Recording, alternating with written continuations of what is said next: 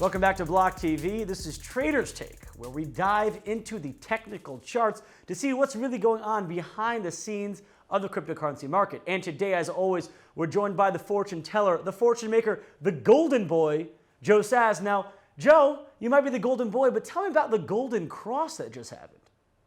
Yeah, so let's take a quick look at that on the daily. The golden cross is definitely something that was, pretty much prepared for, right? I mean, you had plenty of time, and a clear observation showed that we were going to inevitably hit this golden cross. Now, it officially crossed yesterday Eastern time, 12 hours ago, so at 7 p.m., so a little bit more.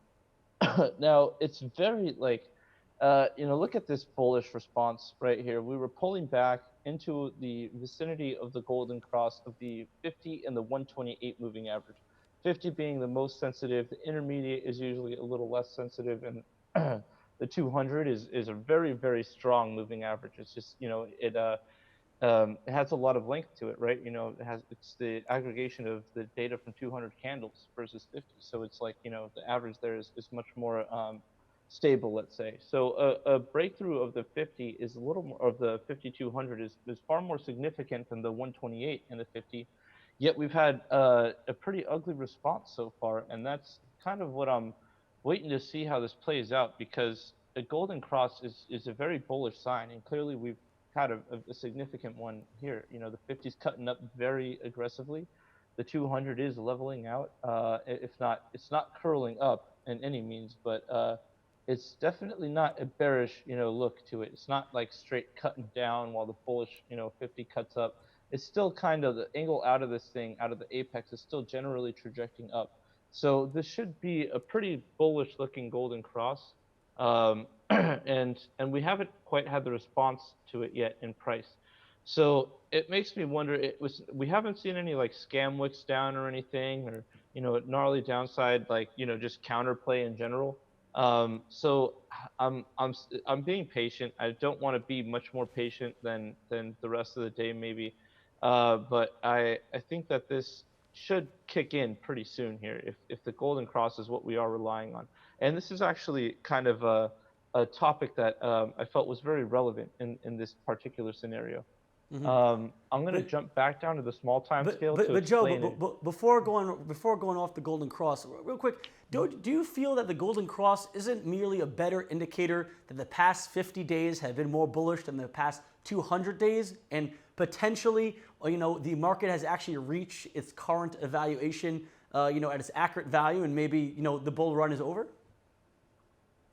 You don't really get a price discovery into a bull run. I mean, let's look at a historical data here. To make it simple, a golden cross is an event when like bulls, you have these moving averages curling up, right, or beginning to. Price discovery is just starting at a golden cross, right, for the new bull phase.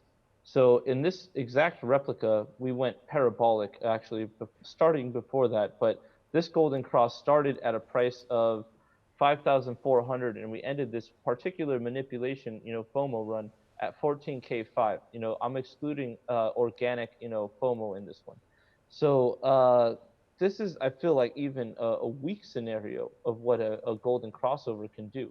That's why I'm saying it's okay to have a little bit of turbulence walking into this thing. But this is, we can, historically, a golden cross, particularly of the 5200, is a pretty long-standing move and generally accurate. This crossover was right around here, anywhere in between this 7,000 range, and we didn't pull out of there until 5.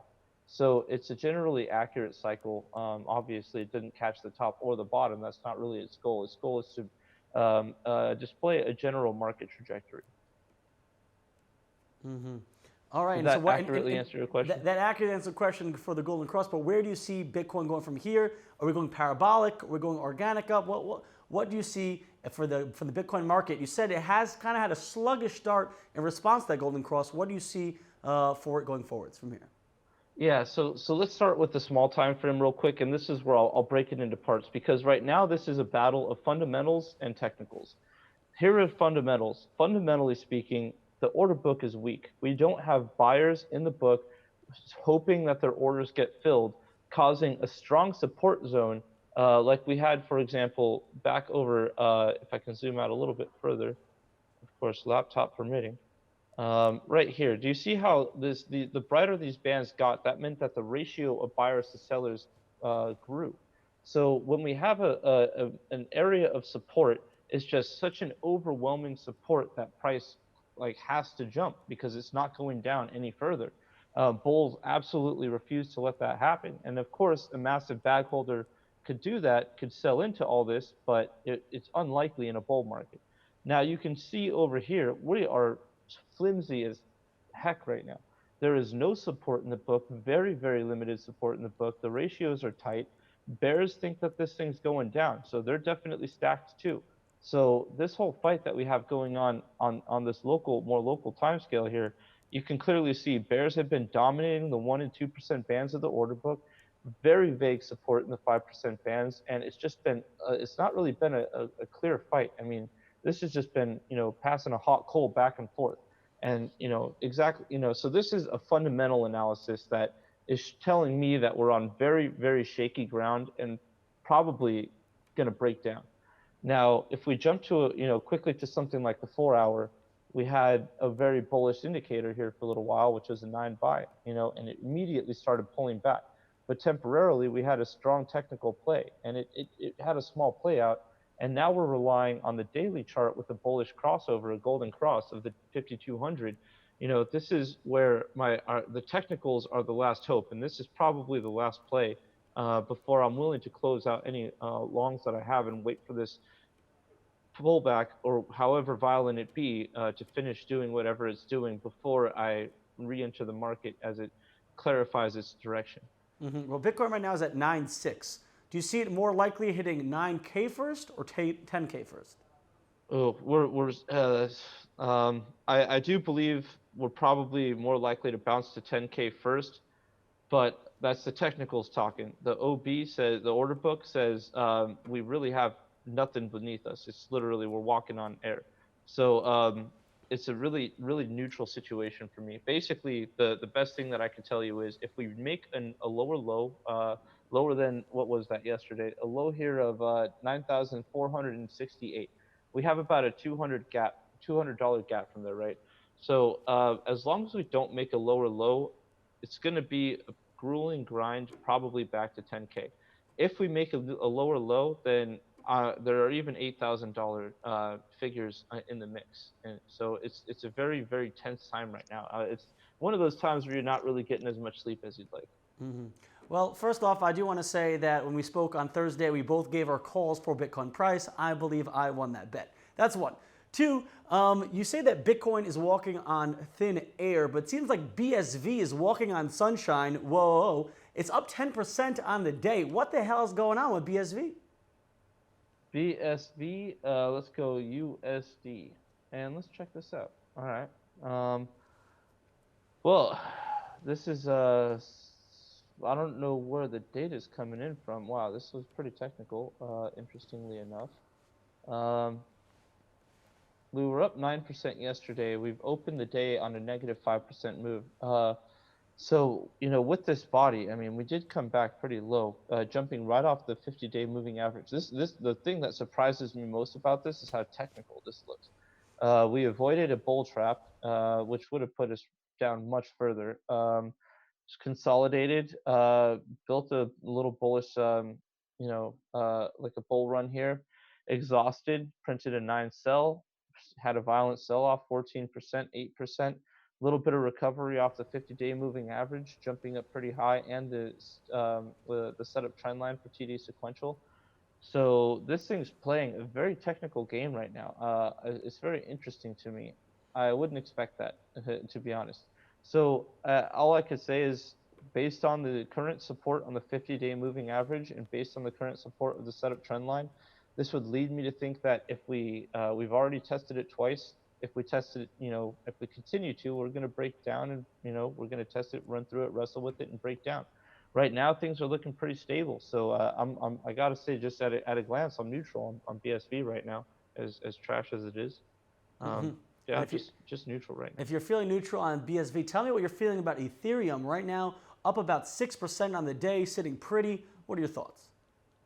ETH has been on fire. I'm really hoping that ETH, Bitcoin takes a little bit of ETH and ETH's lead because, I used to talk about how I didn't particularly subscribe to the idea that that alts lead Bitcoin.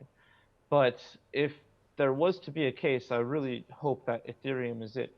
We've found a bottom. We've clearly found our way out of there, and it seems like this thing's ready to keep going up. It just looks insane. I don't want to be like an bull maniac here, but this thing's clearly looking bullish. The one thing that would scare me is if we create a top around, probably around here and break down and create a distinct and obvious bull trap. That would be one thing that would probably pull me out of my ETH long. But other than that, I really think that this thing has a long ways to go. R9 sell was really not active. We, I guess, technically had a little bit of a pullback there. We found a lower low than it.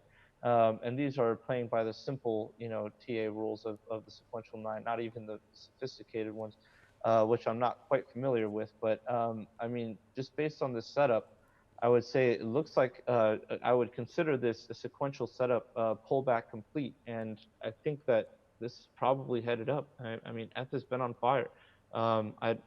When there was an opportunity to put it out, it didn't really respond that well. It was rejected, sent back into a hammer, rejected, sent back into a hammer. Now we're sitting on a spinning top, a little bit of an indecisive candle here.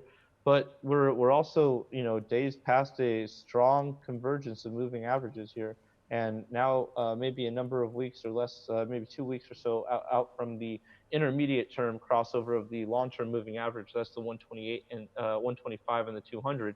So ETH has, some bullish things in the future too, and it clearly looks bullish. So I must remain bullish on ETH. Joe, always a pleasure speaking to you when the market is seeing green, going upright, bull moving across, and of course that golden cross that we all know and love. Joe, thank you so much for joining us. Let's catch with you next time to see the updates. Hopefully, things are on the up and up. And for all our viewers at home, if you want more on cryptocurrencies, blockchain, tech, and more, check us out at blocktv.com.